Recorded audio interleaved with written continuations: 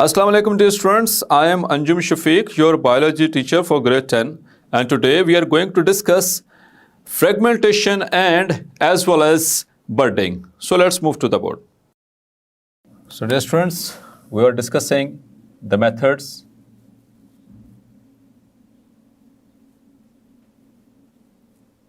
of asexual reproduction.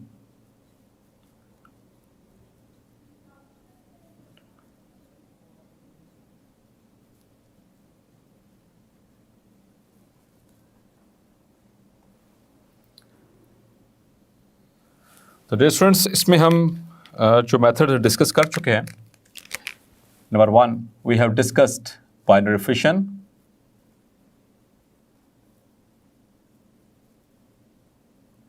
Number 2 we have discussed multiple fission,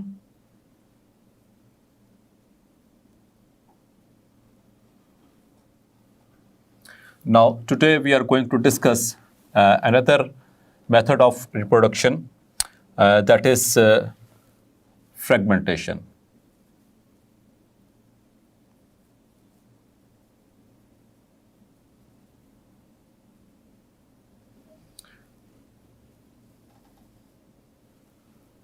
So dear students, इसके नाम के ऊपर थोड़ा सा गौर करें.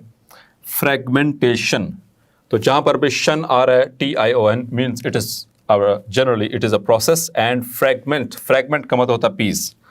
So this is a kind of, it is a type of asexual reproduction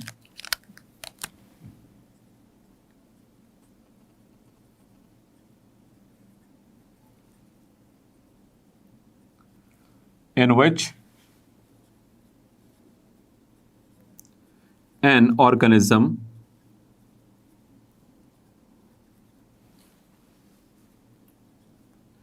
breaks into 8 to 9 pieces. An important MCQ, 8 to 9 pieces. Each piece is called as a fragment.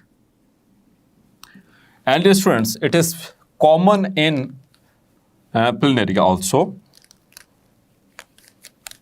So fragmentation, it is common in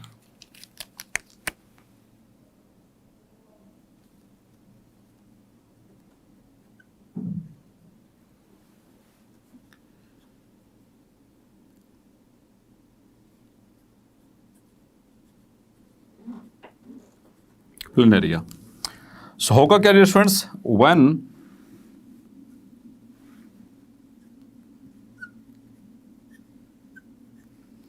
a planarian reaches its maximum length, means के it becomes mature,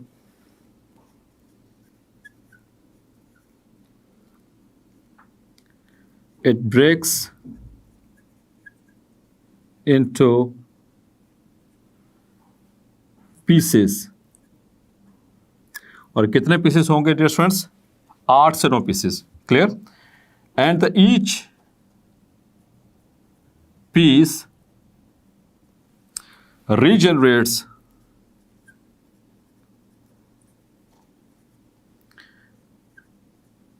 the remaining portions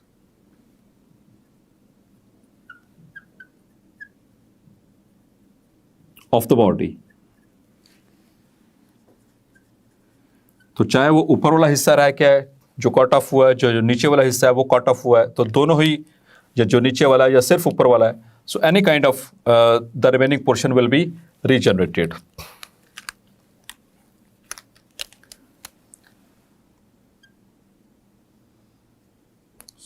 For the sake of example, I am just splitting it into 3 pieces. लेकिन कम से कम कि यहाँ पर गुंजाइश हमारे book में क्या लिखी गई है, 8 to maximum 9 pieces. So it splits. यहाँ पर मैं इसको सिर्फ 3 पीसेस में स्प्लिट कर दिखाऊंगा.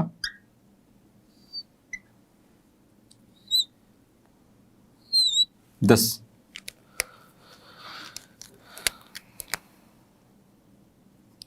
तो एक में तो सिर्फ पूरा का पूरा हेड ही स्प्लिट हुआ,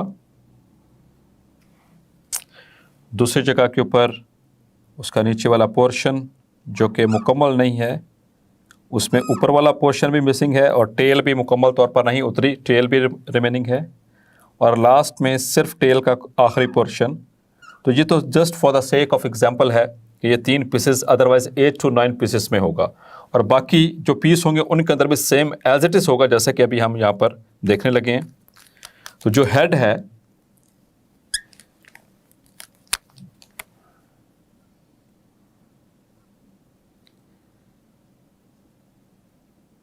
ये इसके आई स्पॉट्स, इतना पोर्शन था। सो इसने बाकी का जो रिमेनिंग पोर्शन है वो रीजनरेट कर लिया। जो रीजनरेटेड पोर्शन है मैं उसको ऐसे लाइन से ड्रॉ करके डिफ्रेंशिएट कर रहा हूँ from the rest of the body, ये इसने रीजनरेट किया। इसी तरह से इस पोर्शन की मैं बात करूं तो यहाँ पर ऊपर हेड भी मिसिंग है और नीचे से टेल वाला पोर्शन भी थोड़ा सा मिसिंग है। In that case dear students, ऊपर हेड वाला पोर्शन भी रीजनरेट होगा और इसका जो टेल वाला पोर्शन जो है वो भी रीजनरेट होगा। तो इसमें ब्लू कलर से मैंने रीजनरेटेड पार्ट्स को शो कर दिया।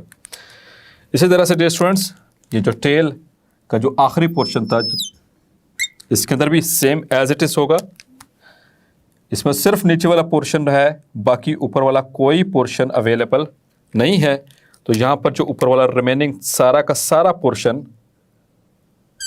दोबारा से बनेगा।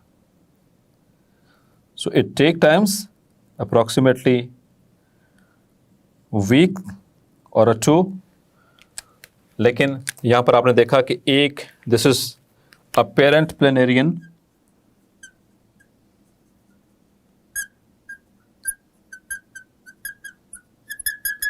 और यहाँ पर ये इसके फ्रैगमेंट्स यानी पीसेस, और हर फ्रैगमेंट से जो उसके जो रिमेनिंग ऊपर वाला और नीचे वाला पोर्शन जो है वो रीजनरेट हो चुका है। So this kind of fragmentation is called as this kind of reproduction is called as the fragmentation which is a type of asexual reproduction. अब हम बात करते हैं डियर स्टूडेंट्स सेकेंड टाइप की। Another there is fourth kind, a type of asexual reproduction which is called as budding.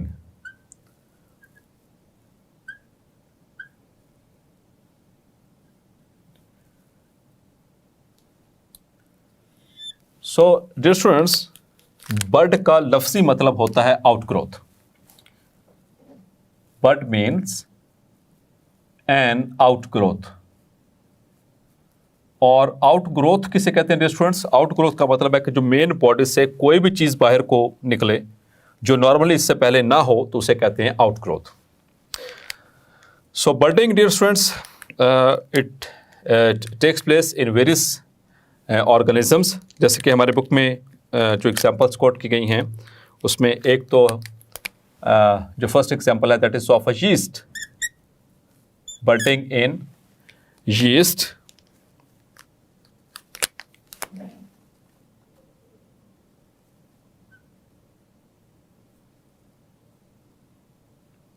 और dear students, yeast किसे कहते हैं? It is basically group of unicellular fungi. So this is a fungus. तो yeast जो है ये it belongs to kingdom fungi. इनके अंदर क्या होगा dear students? There is a parent yeast, यहां पर इसका न्यूक्लियस मौजूद है। So first of all what will happen, an outgrowth will be formed.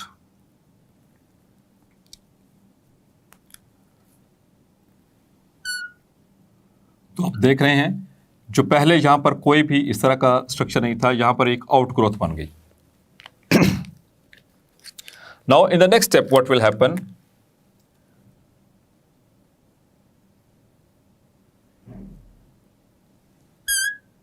now the nucleus will be divided. अब न्यूक्लियस जो है वो डिवाइड करेगा और एक से दो न्यूक्लियस बन चुके हैं.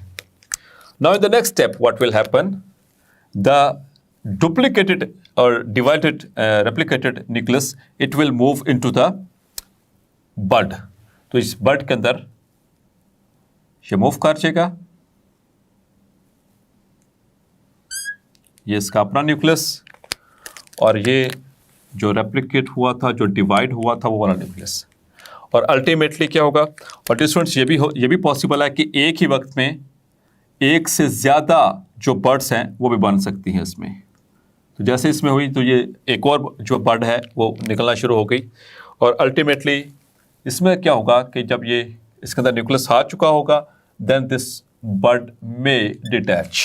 ये आमतौर पर वहाँ से डिटैच होगी and now it is ready to grow and form the parent body.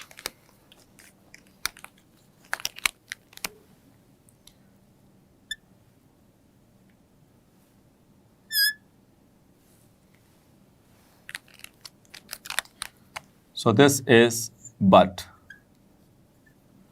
and here the division of nucleus takes place. और उसके बाद जो न्यूक्लियस है it moves.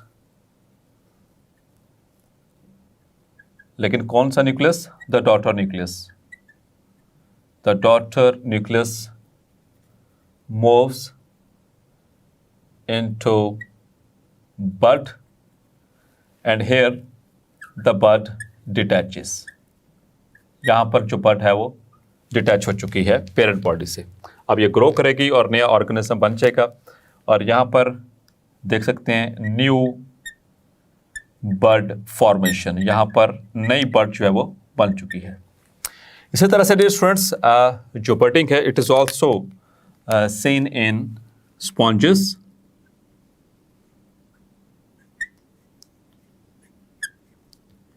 आपने नाम सुना है कभी स्पॉन्जेस का?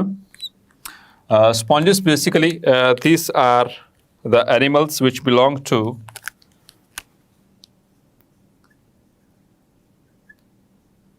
phylum Porifera.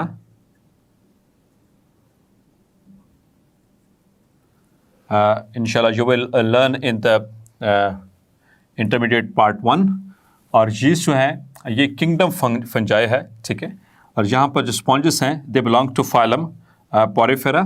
इसमें दो ऑर्गेनिजम्स के अंदर जो बर्डिंग है वो डिस्कस हुई है. एक तो हाइड्रा में और दूसरा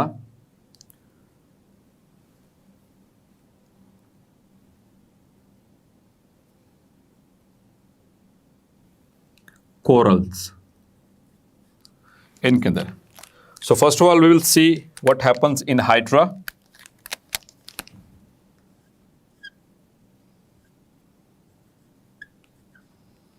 डियर स्टूडेंट्स, हाइड्रा और हाइड्रिला इनमें अपने जो है वो फ़र्क समझना है. Hydra it is an animal और जो हाइड्रिला है वो प्लांट है. क्लियर? तो इसमें मिक्स नहीं करना, कंफ्यूज नहीं करना. हाइड्रा और दोनों ही रहते पानी में है, ठीक है. हाइड्रा इज़ फ्रॉम वाटर, सो ये दोनों ही आमतौर पर पानी के अंदर रहते हैं. Hydra is an animal while hydrilla it is a plant. तो हाइड्रा जो है ये basically it has a was like body. जैसे गुलदान होता है उस तरह की इसकी एक बॉडी होती है. एक ही इसके अंदर कैविटी है, एक ही ओपनिंग है माउथ. ये एक ही कैविटी है इसके अंदर, इसे कहते हैं गैस्ट्रोवेस्कुलर कैविटी. और इसके ऊपर मौजूद होते हैं बहुत सारे tentacles. These are tentacles and this is gastrovascular cavity. एक ही इनकी बॉडी के अंदर कैविटी होती है, ये वाली सिर्फ एक. और ये इसका माउथ, एक ही ओपनिंग, एक ही ओपनिंग. सो इसमें क्या होगा डियर स्टूडेंट्स के साइड से बड जो है वो निकलेगी and this bud grows and enlarges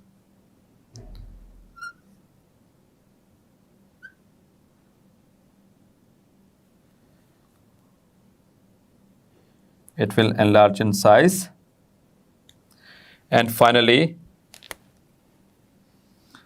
detaches. ये डिटैच हो जाती है अपनी पेरेंट बॉडी से and is converted into adult organism after some time. So here it is. यहाँ से ये डिटैच हो चुकी है बट, और अब ये नए जो है वो हाइड्रा के अंदर कन्वर्ट हो जाएगी। इसी तरह से स्टूडेंट्स स्पॉन्जेस के अंदर एक और एग्जांपल है, that is of the corals. So dear students corals भी ये लोअर एनिमल्स हैं, ये भी इनवर्टिब्रेट्स हैं, और इनके अंदर आपने कभी देखा है कि वो नेशनल जियोग्राफिक में या इस तरह की मूवीज़ में कि समंदर की बिल्कुल बॉटम के ऊपर जाकर वो एक आपको रंग बिरंगे से पत्थर नज़र आ रहे होते हैं मल्टीपल कलर्स के अंदर, और उसके अंदर वो फिशेस मूव कर रही हैं और साथ में कुछ दूसरे एक्वेटिक एनिमल्स हैं वो वहाँ पर स्टे कर रहे हैं। So basically they are the dead corals. वहाँ पर वो बनाते हैं कोरल रीफ्स, यानी छोटी छोटी अमाजगाहें बनाते हैं फॉर रेजिडेंशियल एरिया बनाते हैं for the aquatic animals oceans के अंदर जो बिल्कुल बॉटम के ऊपर। तो ये कोरल्स जो होती हैं इस तरह से, इनके अंदर ऐसे बड बनी, लेकिन ये स्टूडेंट्स ये इसी के साथ ही ग्रो करेगी, इसकी बड इसी के साथ ग्रो करती रहेगी और फिर इससे भी एक नई बड ग्रो करेगी अल्टीमेटली, और फिर ये इस तरह से बर्ड्स डिटैच रहेंगी, डिटैच नहीं होंगी इनसे। So this is coral, this is the bud of coral. और याद रखना ये इंपॉर्टेंट एमसीक्यू डियर स्टूडेंट्स आपसे शेयर कर रहा हूँ, that the birds of corals do not detach from parent body। ये parent body से detach नहीं होती, ये उसी के साथ चिपकी रहेगी, उसी के साथ ही रहनी है। और फिर इस आफ्टर देयर डेथ, चूँकि इनके जो सी जो बॉडी होती है that is made up of calcium carbonate, ये के हार्ड होती है, और फिर जब ये मर जाते हैं तो ये इनकी बॉडी नीचे रहती है समंदर की जो ओशंस के बॉटम होते हैं, और it provides the habitat to various aquatic animals. So dear students आपने देखा प्लेनेरिया ना सिर्फ बाइनरी फिशन के ज़रिए रिप्रोड्यूस कर सकता है बल्कि वो फ्रेगमेंटेशन के ज़रिए भी रिप्रोड्यूस कर सकता है। और फ्रेगमेंटेशन में कम से कम उसे 8 से 9 पीसेस में टूटना होता है, और उसके बाद वो हर वो पार्ट जो उसका ऊपर वाला पोर्शन या रिमेनिंग नीचे वाला पोर्शन जो होगा वो रीजनरेट करेगा।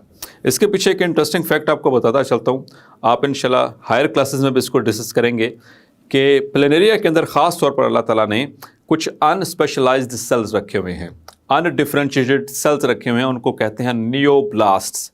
वो इनकी बॉडी के अंदर जगह जगह पर मौजूद हैं। जैसे ही वो अपने फ्रेगमेंटेशन होती है इनकी मुख्तलिफ हिस्सों के अंदर, वो जो नियोब्लास्ट अनडिफरेंशिएटेड सेल्स होते हैं वो रीडिफरेंशिएट होते हैं इनटू स्पेशलाइज्ड सेल्स, और जो रिमेनिंग पोर्शंस होते हैं उनको रीजनरेट करवा लेते हैं। सो होपफुली आज का लेक्चर आपको क्लेरिफाई हो गया होगा। मिलते हैं नेक्स्ट लेक्चर में एक और एसेक्सुअल मेथड के साथ, तब तक अपना ख्याल रखिएगा। अल्लाह हाफिज़।